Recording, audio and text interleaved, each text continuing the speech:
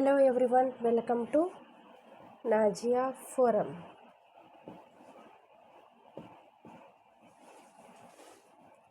ಹೌದಾ, ಇವತ್ತು ನಾನು ಬೋರ್ಡ್ನಲ್ಲಿ ಎಕ್ಸ್ಪ್ಲನೇಷನ್ ಕೊಡ್ತಾ ಇದ್ದೀನಿ. ಸೊ ಇಲ್ಲಿ ನೋಡಿ, ನಾನು ಟೈಮ್ ವೇಸ್ಟ್ ಮಾಡೋಂಗಿಲ್ಲ, ಡೈರೆಕ್ಟಾಗಿ ಪಾಯಿಂಟಿಗೆ ಬರ್ತೀನಿ. ಸೊ ಇವತ್ತು ನಾನು ಹೇಳುವಂಥದ್ದು ವಿಷಯ ಏನಪ್ಪ ಅಂತಂದರೆ, TET ಪಾಸ್ ಆಗಬೇಕಾದ್ರೆ ಕೆಲವೊಂದು ಟ್ರಿಕ್ಸ್ಗಳಿದ್ದಾವೆ. ಸೊ ಅದು ಕನ್ನಡ ಇರ್ಬೋದು, ಇಂಗ್ಲೀಷ್ ಇರ್ಬೋದು, ಎಜುಕೇಷನ್ ಸೈಕಾಲಜಿ ಇರ್ಬೋದು, SS ಇರ್ಬೋದು, ಸೈನ್ಸ್, ಮ್ಯಾಥ್ಸ್ ಪ್ಲಸ್ ಸೈನ್ಸ್ ಇದಿರ್ಬೋದು.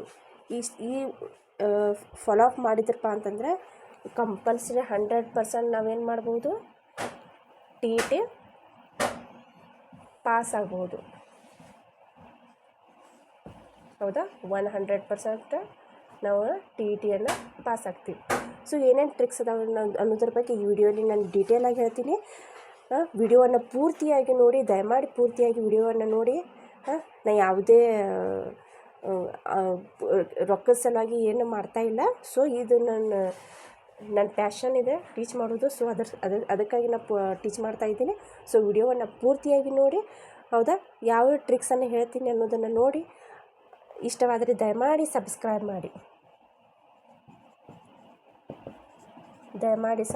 ಮಾಡಿ, ಬೇರೆಯವರಿಗೆ ಶೇರ್ ಮಾಡಿ, ಲೈಕ್ ಮಾಡಿ. ಹೌದಾ, ವಿಡಿಯೋವನ್ನು ಸ್ಟಾರ್ಟ್ ಮಾಡ್ತಾಯಿದ್ದೀನಿ. ಓಕೆ ನೋಡಿ, ಆಲ್ರೆಡಿ ನಿಮಗೆಲ್ಲ ಗೊತ್ತಿದೆ. ಯಾರು ಹೊಸದಾಗಿ ಆಸ್ಪಿರೆಂಟ್ಸ್ ಅದೀರಿ, TET ಫಸ್ಟ್ ಟೈಮ್ ಯಾರು ಅಟೆಂಪ್ಟ್ ಮಾಡ್ತಾಯಿದ್ದೀರಿ ಅವ್ರಿಗಾಗಿದ್ದು. SC ST ಮತ್ತು ಕ್ಯಾಟಗರಿ 1ದವರು 83 ಮಾರ್ಕ್ಸನ್ನು ತೊಗೋಬೇಕು TETಯಲ್ಲಿ. ಹೌದಾ, ಅದು ಬಿಟ್ಟರೆ SC ST ಮತ್ತು ಕ್ಯಾಟಗರಿ 1 ಬಿಟ್ಟದ ಉಳಿದವರು ಏನು ಮಾಡಬೇಕಪ್ಪ ಅಂತಂದರೆ, ಎಷ್ಟು ಮಾರ್ಕ್ಸನ್ನು ತೊಗೋಬೇಕು, TET ಪಾಸ್ ಆಗಬೇಕಾದ್ರೆ 90 marks. These 2 marks are compulsory for the passing ಆಗಬೇಕಾದ್ರೆ 83 ಮಾರ್ಕ್ಸ್ ಬೇಕು, ಇಲ್ಲಿ 90 ಮಾರ್ಕ್ಸ್ ಬೇಕು. ಹೌದಾ, ಸೊ ಯಾವ ರೀತಿ ನಾವು ಮಾರ್ಕ್ಸನ್ನು ತೊಗೋಬೇಕ್ರಿ? ಭಾಳಷ್ಟು ಈಸಿ ಐತಿ. TET ಪಾಸ್ ಆಗೋದು ಭಾಳಷ್ಟು ಸುಲಭ ರಿಯಲಿ ಹೇಳಬೇಕಂದ್ರೆ. ಬಟ್ ಇದಕ್ಕೆ ಓದಲು ಏನು ಮಾಡಬೇಕಂದ್ರೆ, ಡಿಫ್ರೆಂಟ್ ಸ್ಟ್ರ್ಯಾಟಜಿನ ಅಪ್ಲೈ ಮಾಡಬೇಕು. ನಾವು KE ಓದಿದಾಗೆ, ಹೌದಾ, IAS, ಹೌದಾ, IAS ಇರ್ಬೋದು, ಹೌದಾ, KS ಇರ್ಬೋದು, ಹೌದಾ, FDA, SDA ಇವೆಲ್ಲ ಎಕ್ಸಾಮ್ ಸಲುವಾಗಿ ಏನು ಓದ್ತೀವಲ್ಲ, ಆ ರೀತಿ ಓದಿದರೆ ನಾವು TET ಪಾಸ್ ಆಗಲಿಕ್ಕೆ ಸಾಧ್ಯ ಇಲ್ಲ. TET ಪಾಸ್ ಆಗಬೇಕಾದ್ರೆ ಕೆಲವೊಂದು ಸ್ಪೆಷಲ್ ಸ್ಟ್ರಾಟಜಿಗಳನ್ನು ಅಪ್ಲೈ ಮಾಡಬೇಕಾಗುತ್ತೆ. ಅಪ್ಲೈ ಮಾಡಿ ಇದನ್ನು ಏನು ಮಾಡಬೇಕಾಗುತ್ತೆ, ನಾವು ಓದಬೇಕಾಗುತ್ತೆ. ಸೊ ಈ 1 by 1 ಸ್ಟ್ರಾಟಜಿಯನ್ನು ಹೇಳ್ತೀನಿ ನೋಡಿ. ಕನ್ನಡ ಟೋಟಲ್ ಎಷ್ಟು 30 ಮಾರ್ಕ್ಸ್ ಇರ್ತದೆ. ಕನ್ನಡವನ್ನು ನಾವು 4 ಭಾಗಗಳಾಗಿ ವಿಂಗಡಣೆ ಮಾಡ್ತಾರೆ ಅವರ ಕನ್ನಡ ಕ್ವಶನ್ ಪೇಪರನ್ನು. ನೀವು ಅಬ್ಸರ್ವ್ ಮಾಡಿದ್ರೆ, ಒಂದು ಗದ್ಯ ಭಾಗ, ಪದ್ಯ ಭಾಗ, ಗ್ರಾಮರ್ ಪ್ಲಸ್ ಬೋಧನಾ ವಿಧಾನ ಅಥವಾ ಪೆಡಗೋಜಿ ಅಂತ ಕರಿತೀವಿ ನಾವು. ಹೌದಾ, ಗದ್ಯ ಭಾಗದಲ್ಲಿ ಎಷ್ಟು ಅಂಕಗಳಿರ್ತಾವಪ್ಪ ಅಂದರೆ 8 ಅಂಕಗಳನ್ನು ಕೊಟ್ಟಿರ್ತಾರೆ. ನೀವು 8ಕ್ಕೆ 8 ಅಂಕಗಳನ್ನು ಇಲ್ಲಿ ಪಡಿಬಹುದು. ಯಾರು ಕನ್ನಡದಲ್ಲಿ ನೀವು ಆಸಕ್ತಿ ಇದ್ರಪ್ಪ ಅಂತಂದರೆ, ಇದಕ್ಕೇನು ಅಭ್ಯಾಸ ಮಾಡೋದೇನು ಅವಶ್ಯಕತೆ ಇಲ್ಲ. 8 ಅಂಕಗಳು. ಹೌದಾ, ಅಲ್ಲಿ ಪ್ಯಾಸೇಜ್ ಕೊಟ್ಟಿರ್ತಾರೆ. ಹೌದಾ, ಕಥೆಯನ್ನು ಕೊಟ್ಟಿರ್ತಾರೆ. ಆ ಕಥೆಯ ರಿಗಾರ್ಡಿಂಗ್ ಕೆಲವೊಂದು 8 ಕ್ವಶನ್ಸ್ಗಳನ್ನು ಕೊಟ್ಟಿರ್ತಾರೆ. ಆ 8 ಅಂಕಗಳನ್ನು ನಾವು ಮೇಲೆ ಚೆನ್ನಾಗಿ ಓದಬೇಕು.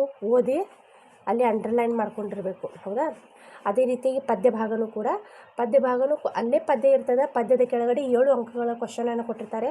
ಅದನ್ನು ನೋಡಿ ನಾವು ಸಾಲ್ವ್ ಮಾಡ್ಬೋದು. ಈ ಎರಡನ್ನು ನಾವು 8 + 7 ಎಷ್ಟಾಗ್ತದೆ, ಇಲ್ಲಿ 15 ಅಂಕಗಳು ನಾವು ಕಣ್ಮುಚ್ಚಿ ಇಲ್ಲಿ ಕೊಡಲಿಕ್ಕೆ ಸಾಧ್ಯ ಇದೆ. ಇಲ್ಲಿ ನೋಡಿ, ಈ ಉಳಿದ 15 ಅಂಕಗಳು ಏನಾಗ್ತಾವಪ್ಪ ಅಂತಂದರೆ, ಗ್ರಾಮರ್ ಮತ್ತು ಬೋಧನಾ ವಿಧಾನದಲ್ಲಿ ಡಿವೈಡ್ ಆಗ್ತದೆ. ಇಲ್ಲಿ ಹೆಚ್ಚಿಗೆ ಆಗ್ಬೋದು, ಕೆಲವೊಂದು ಸಲ ಇಲ್ಲಿ ಕಡಿಮೆ ಆಗ್ಬೋದು, ಕೆಲವೊಂದು ಸಲ ಇಲ್ಲಿ ಹೆಚ್ಚಿಗೆ ಆಗ್ಬೋದು, ಕೆಲವೊಂದು ಸಲ ಇಲ್ಲಿ ಕಡಿಮೆ ಆಗ್ಬೋದು. ಹೌದಾ, 5 ಗ್ರಾಮರ್ ಕೇಳಿದ್ರಪ್ಪ ಅಂತಂದ್ರೆ, ಇಲ್ಲಿ ಬೋಧನಾ ವಿಧಾನ 9 ಬೋಧನಾ ವಿಧಾನ ಮೇಲೆ ಕೇಳ್ತಾನೆ. ಅಂದರೆ ಅಪ್ಲೈಡ್ ಕ್ವಶನ್ಸ್ ಯಾವ ರೀತಿ ಕನ್ನಡದಲ್ಲಿ ನೀವು ಮಕ್ಕಳಿಗೆ ಕಲಿಸ್ತೀರಿ, ಅದರ ಕಲಿಕೆಯ ಬಗ್ಗೆ ಇಲ್ಲಿ ಕ್ವಶನ್ಸ್ಗಳು ರೇಸ್ ಆಗ್ತಾವೆ. ಹೌದಾ, ಈ ರೀತಿ ಕನ್ನಡದಲ್ಲಿ ಮಾರ್ಕ್ಸ್ಗಳು ಡಿವೈಡ್ ಆಗಿರ್ತಾವೆ. ಸೊ ಅಂಡರ್ಸ್ಟ್ಯಾಂಡ್ ಆಯಿತಾ? ನೀವು ಇಲ್ಲಿ 15 ಅಂಕಗಳು ತೊಗೊಂಡ್ರಪ್ಪ ಅಂದರೆ, ಇಲ್ಲಿ ಆಟೋಮೆಟಿಕಲಿ ನೀವು 5 ಅಂಕಗಳನ್ನ ತೊಗೊಂಡ್ರಪ್ಪ ಅಂದರೆ 20ರ ಮೇಲೆ ನೀವು ಹೋಗ್ತೀರಿ. ಸೊ ಇದ್ರ ಮೇಲೆ ನೀವು ಕಾನ್ಸಂಟ್ರೇಷನ್ ಮಾಡಬೇಕು. ಈ ರೀತಿ ಅಭ್ಯಾಸಗಳನ್ನು ಮಾಡಬೇಕು. ಕನ್ನಡ ಅಂತ ಹೇಳಿ ಪೂರ್ತಿ ಗ್ರಾಮರನ್ನು ಓದಿದ್ರಿ ಅಂದರೆ ನಡೆಯೋಂಗಿಲ್ಲ. ಸೊ ಗದ್ಯ ಭಾಗವನ್ನು ಬಿಡಿಸ್ಲಿಕ್ಕೆ ಬರಬೇಕು, ಪದ್ಯ ಭಾಗವನ್ನು ಬಿಡಿಸ್ಲಿಕ್ಕೆ ಬರಬೇಕು. ಗ್ರಾಮರ್ 8 ಅಂಕ, ಹೆಚ್ಚು ಕಡಿಮೆ 8, 6ರಿಂದ 7, 8 ಅಂಕಗಳಿಗೆ ಮಾತ್ರ ಅದು ಬರ್ತದೆ. ಹೌದಾ, ನೆಕ್ಸ್ಟ್ ಇಂಗ್ಲೀಷಿಗೆ ಬರೋದಾದರೆ ಅದು ಕೂಡ 30 ಅಂಕ. ಇಲ್ಲೂ ಕೂಡ ಸೇಮ್ ಆ್ಯಸ್ ಇಟ್ ಈಸ್ ಪ್ಯಾಟರ್ನನ್ನು ಫಾಲೋಅಪ್ ಮಾಡಿರ್ತಾನೆ. ಪ್ಯಾಸೇಜು 8 ಅಂಕಗಳಿಗಿರ್ತದೆ. ಪೋಯಮು 7 ಮಾರ್ಕ್ಸಿಗೆ ಇರ್ತದೆ. That both including 15 mark.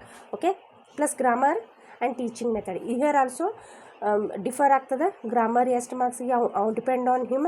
Okay, grammar ಹೆಚ್ಚಿಗೆ ಕೇಳೋದು ಗ್ರಾಮರ್ ಕೇಳ್ತಾನೆ, ಪ್ಲಸ್ ಟೀಚಿಂಗ್ ಮೆಥಡ್ ಕೇಳೋದನ್ನು ಟೀಚಿಂಗ್ ಮಾಡ್ತಾನೆ. ಇದ್ರ ಬಗ್ಗೆ ನಾವು ವಿಡಿಯೋನ ಮಾಡ್ತೀನಿ. ಗ್ರಾಮರ್ನಲ್ಲಿ ಏನು ಓದಬೇಕು ಅನ್ನೋದನ್ನು ಹೋಲ್ ಗ್ರಾಮರನ್ನು ಸ್ಟಡಿ ಮಾಡಿದರೆ ಆಗಂಗಿಲ್ಲ. ಕೆಲವೊಂದು ಪಾಯಿಂಟ್ಸ್ ಅದಾವೆ ಅಷ್ಟೇ. ನಾವು ಏನು ನಮ್ಮ ಟಿಯನ್ನು ಕೇಳ್ತಾರೆ, ಸೊ ಅದಕ್ಕೆ ಗ್ರಾಮರನ್ನು ನಾವು ಇಲ್ಲಿ ಕನ್ನಡದಲ್ಲೂ ರೆಫರ್ ಮಾಡಬೇಕಾಗ್ತದೆ, ಅದೇ ರೀತಿಯಾಗಿ ಇಂಗ್ಲೀಷಿನಲ್ಲೂ ಕೂಡ ರೆಫರ್ ಮಾಡಬೇಕಾಗ್ತದೆ. ಹೌದಾ? ಸೊ ಪ್ಯಾಸೇಜು ಪೋಯಮು ಎಲ್ಲೇ ಮಿಸ್ ಆಗಬಾರ್ದು, ಆ ರೀತಿ ನಾವೇನು ಅಭ್ಯಾಸ ಮಾಡಬೇಕು. ಹೌದಾ? This is about English. Okay, ನಾವು ಕಮ್ ಟು ಎಜುಕೇಷನಲ್ ಸೈಕಾಲಜಿ.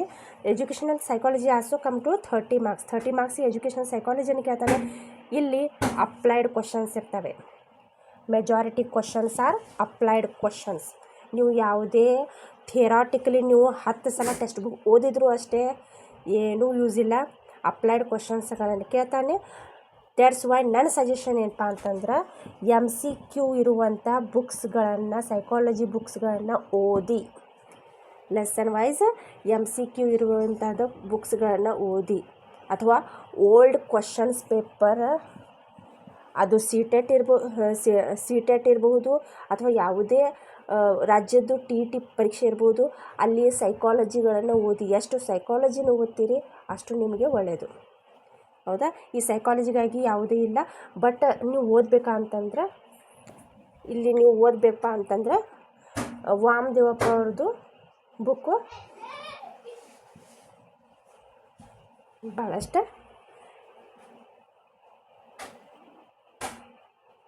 ಒಳ್ಳೆಯದು. ಹೌದಾ? This is about psychology. Okay, ನಾವು ಕಮ್ ಟು SSC 60 ಮಾರ್ಕ್ಸ್.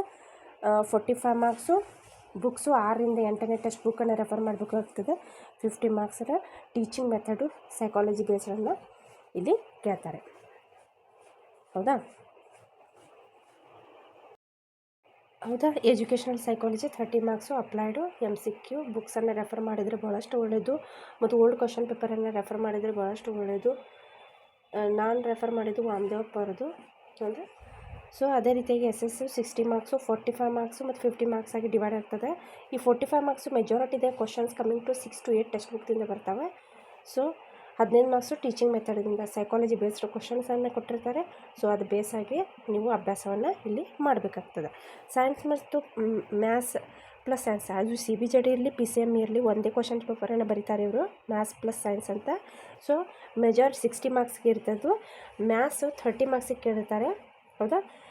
ಅದರಲ್ಲಿ ಬಯಾಲಜಿ 15 ಅಂಕಗಳಿಗೆ ಬರುತ್ತೆ. Physics 8 marks, chemistry 7 mark. Physics ಮತ್ತು ಕೆಮಿಸ್ಟ್ರಿ ಮಾರ್ಕ್ಸು ವೇರಿಯೇಷನ್ಸ್ ಆಗ್ತವೆ. ಇವು ಹೆಚ್ಚು ಕಡಿಮೆ, ಒಂದು ಸಲ ಫಿಸಿಕ್ಸ್ ಹೆಚ್ಚಿಗೆ ಬರ್ತದೆ, ಕೆಮಿಸ್ಟ್ರಿ ಕಡಿಮೆ ಇರ್ತದೆ, ಕೆಮಿಸ್ಟ್ರಿ ಕಡಿಮೆ ಬರ್ತದೆ, ಫಿಸಿಕ್ಸ್ ಹೆಚ್ಚಿಗೆ ಇರ್ತದೆ. ಬಟ್ ಬಯಾಲಜಿ ಮತ್ತು ಮ್ಯಾಥ್ಸು ಇವೆರಡು ಆ್ಯಸ್ ಇಟ್ ಈಸ್ ಮೇಂಟೈನ್ ಅದಾವ ಕ್ವಶನ್ಸು. ಸೊ ಹೆಚ್ಚಿನ ಅಂಕಗಳು ಮ್ಯಾಥ್ಸ್ನಲ್ಲಿ ಕೇಳ್ತಾರೆ. ಸೊ ಇದರಲ್ಲಿಯೂ ಕೂಡ ಮತ್ತು ನಾನು ಹೇಳ್ತೀನಿ ಮತ್ತೊಂದು ವಿಡಿಯೋದಲ್ಲಿ ನಿಮಗೆ ಡಿಟೇಲಾಗಿ. ಮ್ಯಾಥ್ಸ್ನಲ್ಲಿಯೂ ಕೂಡ ಮೇನ್ ಮ್ಯಾಥ್ಸ್ ಕ್ವಶನ್ಸು ಒಂದು 25ಕ್ಕೆ ಬರ್ತಪ್ಪ ಅಂತಂದರೆ 5 ಅಂಕಗಳು ಪೆಡಗಾಜಿ ಮೇಲೆ ಬರ್ತಾವೆ. ಅದೇ ರೀತಿಯಾಗಿ ಬಯಾಲಜಿಯು ಕೂಡ 10 ಮೇನ್ ಕ್ವಶನ್ ಕೇಳಿದಪ್ಪ ಅಂತಂದ್ರೆ 5 ಪೆಡಗಾಜಿ ಮೇಲೆ ಕೇಳ್ತಾರೆ. ಈ ರೀತಿ ಅಪ್ಲೈಡ್ ಕ್ವಶನ್ಸನ್ನು ಇಲ್ಲಿ ಕೇಳ್ತಿರ್ತಾರೆ. ಹೌದಾ? ಸೊ ಈ ರೀತಿ ಐ ಹೋಪ್ ನಿಮಗೆ ಈ ವಿಡಿಯೋ ಭಾಳಷ್ಟು ಉಪಯೋಗ ಆಗೈತೆ ಅಂತ ತಿಳ್ಕೊಂಡಿರ್ತೀನಿ ನಾನು.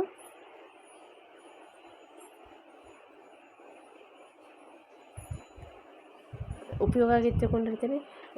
ವಿಡಿಯೋ ಇಷ್ಟವಾದರೆ ದಯಮಾಡಿ ಲೈಕ್ ಮಾಡಿ, ಶೇರ್ ಮಾಡಿ ಮತ್ತು ಸಬ್ಸ್ಕ್ರೈಬ್ ಮಾಡಿ. ಧನ್ಯವಾದಗಳು.